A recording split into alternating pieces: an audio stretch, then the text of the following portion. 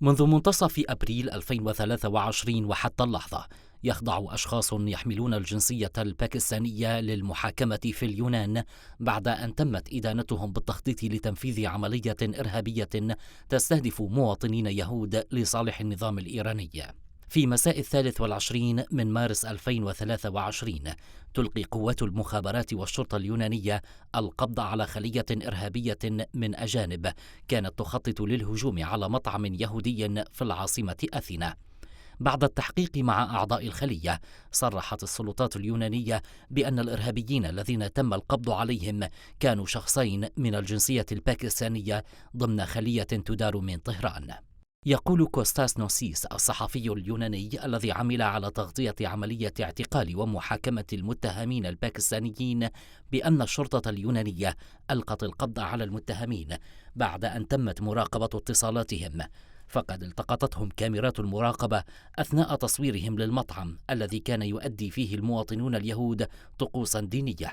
خلال الأعوام الأخيرة بدأت حدة الانتقادات الداخلية لسياسات النظام الإيراني، كان آخرها تفجير ثورة شعبية أواخر العام المنصرم بسبب القمع والتجويع والانهيار الاقتصادي، إلا أن النظام الإيراني يرى ذلك مؤامرة خارجية، حيث شرع النظام لتأسيس فرق عسكرية ومخابراتية من الحرس الثوري الإيراني مهمتها نقل المعركة من داخل الحدود الجغرافية لإيران إلى خارجها، وذلك بعمليات اغتيال لخصوم إيران في الخارج، تحديدا في الاتحاد الأوروبي والولايات المتحدة وكندا، مستخدمة بذلك أشخاصا من جنسيات آسيوية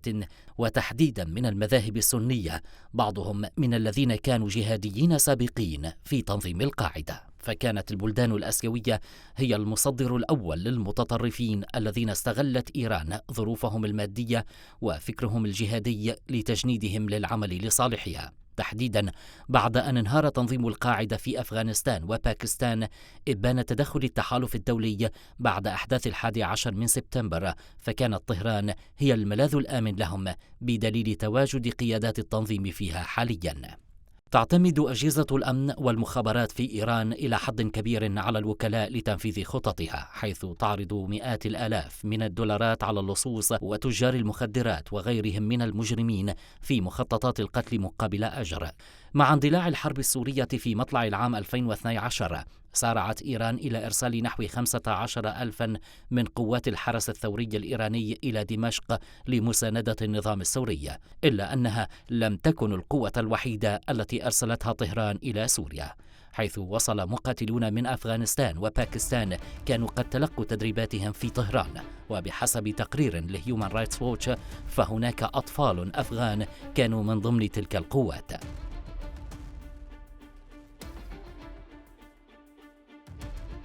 بكتاش أحمد مقاتل أفغاني أرسلته إيران للقتال في سوريا، سافر مع شقيقه عام 2012 إلى إيران ضمن حملة الاستقطابات التي كانت تقوم بها فرق تابعة للنظام الإيراني في شيراز للتدريب على القتال. وفي عام 2015 أرسل إلى دمشق ضمن فوج بعد أن هدد بالترحيل إلى أفغانستان، فقد قامت السلطات الإيرانية باحتجاز شقيقه، ولم يعرف عنه أي معلومات على مدى 6 أشهر حتى وصله نبأ وفاته في تدمر ضمن لواء فاطميون.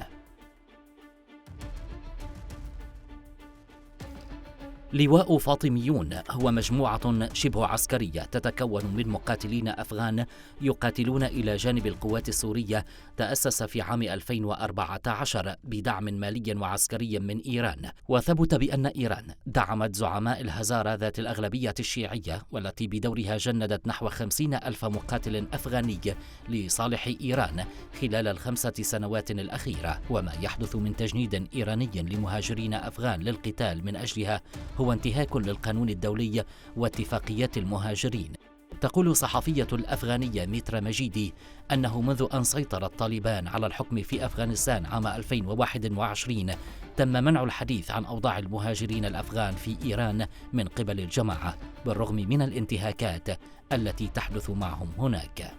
بحسب عبد الله ميم، وقد فضل عدم ذكر اسمه الكامل وهو ضابط في خفر السواحل الحكومية اليمنية، فقد تم اعتقال أكثر من 15 شخصا من الجنسيتين الباكستانية والأفغانية خلال عام 2023 كانوا يقومون بتهريب الأسلحة والمخدرات إلى اليمن قادمين من إيران، مع معتقلين آخرين أيضا من الجنسية الإيرانية. منذ العام 1998 يحارب النظام الإيراني جماعة طالبان، فقد كان يصفهم علي خامنئي بالمرتزقة المتعصبين حتى العام 2015، إلا أنه خلال ال10 أعوام الماضية بدأ النظام الإيراني في تغيير لهجته وخفف حدة الانتقادات ضد طالبان. فبالرغم من تجنيد ميليشيات مسلحة من الشيعة الأفغان، إلا أن إيران جندت أيضا مقاتلين من جماعة طالبان والتي تعتبر جماعة سنية، وهذا هو ما أصبح معروفا مؤخرا بجهاد طروادة. في أواخر يونيو المنصرم قالت السلطات الأمنية في قبرص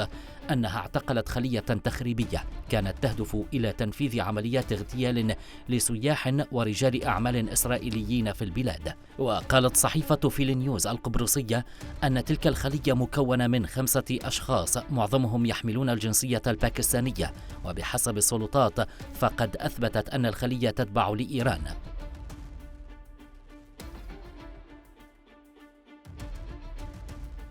وفي 15 من نوفمبر عام 2022 أعلن جهاز أمن الدولة في جورجيا عن القبض عن أشخاص يحملون الجنسية الباكستانية والإيرانية وآخر يحمل جنسية إيرانية مزدوجة بعد محاولتهم اغتيال إتسيك موشي، وهو مواطن إسرائيلي يقيم في العاصمة تبليسي. وبحسب ديفيد كوتاتيلادزا نائب رئيس إدارة جهاز أمن الدولة في جورجيا، فقد عثر مع المتهم الباكستاني على أسلحة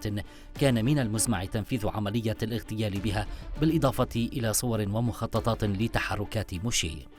وأضاف ديفيد أن المواطن الباكستاني قد قدم من دولة ثالثة بفيزا دراسية إلى جورجيا، وتم تأمين السكن له من قبل أشخاص يحملون الجنسية الإيرانية الجورجية، وكذلك وفروا له الوسائل التقنية للتخفي من المراقبة، بالإضافة إلى الأماكن الآمنة والأسلحة. وصرح ديفيد بأسماء الخلية التي كانت ستنفذ عملية الاغتيال، وهم حسين رحبان ومحمد رضا عربلو ومحسن رفيع مياندشتي وفرهاد باشاي وعلي في زيبور. وكانت هذه الخلية تتبع بشكل مباشر للفرقة 400 من الحرس الثوري الإيرانية، وهي الفرقة التي تختص بتنفيذ العمليات المخابراتية خارج الحدود الجغرافية لإيران.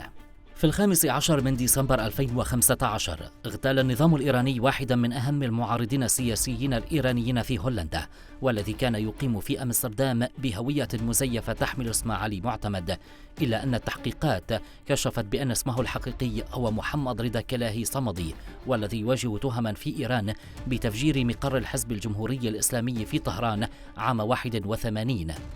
وفي 7 من يوليو عام 2018 طردت السلطات الهولندية دبلوماسيين 2 كانوا يعملون في السفارة الإيرانية في هولندا على خلفية ارتباطهم بمنفذي عمليات تخريبية، كما صرحت الداخلية وقتها إن استخدام إيران للمجموعات الوكيلة والشبكات الإجرامية في عملياتها الخارجية ليس بالأمر الجديد.